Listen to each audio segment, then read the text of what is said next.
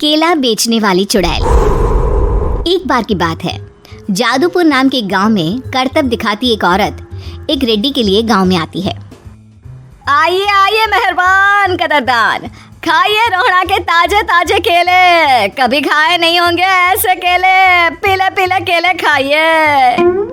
ये कहकर रोहड़ा हाथों में 4 केले लिए उन्हें सर्कल में जोर जोर से हवा में उछालती हुई करतब दिखाती है, जिसे देखकर आसपास के सारे बच्चे अपने अपने मम्मी पापा से उस औरत के पास जाने की जिद करने लग जाते हैं।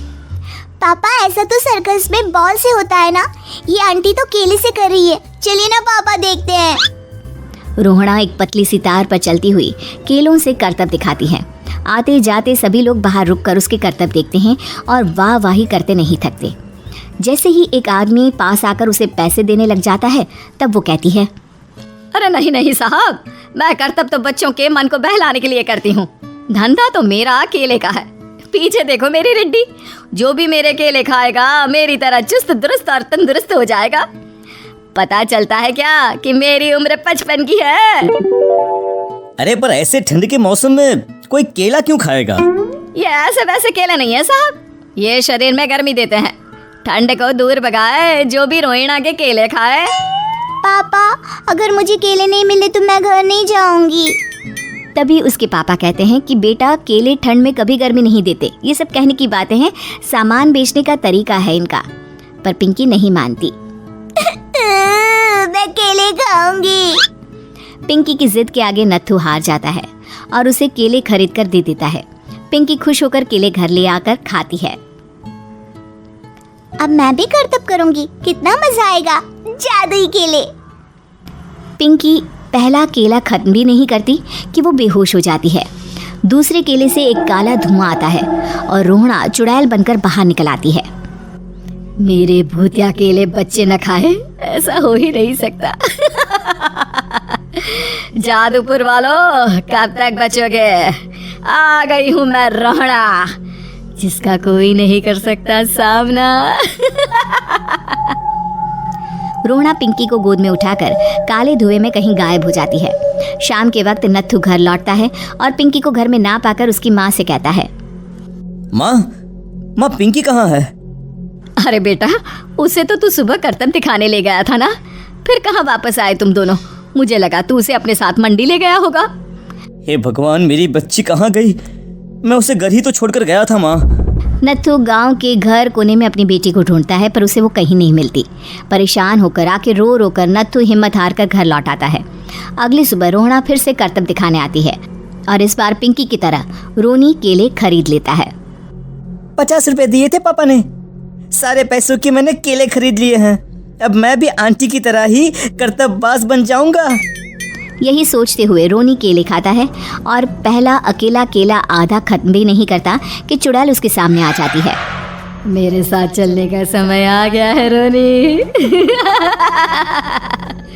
ये तो बस शुरुआत है, अब इस गांव के सारे बच्चे धीरे धीरे मेरे कब्जे में होंगे, एक बच्चा भी नहीं बचेगा। ये कहकर रोनी को गोद में लेकर काले धुएं में अदृश्य हो जाती है। इसके बाद हर रोज गांव में से कोई ना कोई बच्चा गायब होता, पर ऐसा क्यों हो रहा है किसी को भी समझ में नहीं आ पा रहा था। रोज की तरह अपनी बेटी पिंकी की तलाश में नत्थू गांव के एक तालाब के पास बैठा रो रहा था। कहाँ गई मेरी पिंकी? शकुंतला के जाने के बाद एक वही तो मेरा सहारा थी। अरे उसकी आत्मा कोस रही होगी मुझे कि मैं अपनी बच्ची को संभाल भी नहीं पाया। नत्थू ये कहता हुआ रो ही रहा था कि तभी तालाब में से उसे शकुंतला की आवाज सुनाई देती है। कहाँ थी तुम शकुंतला? हमारी बच्ची और सारे गायब हुए बच्चे रोहड़ा के कब्जे में हैं।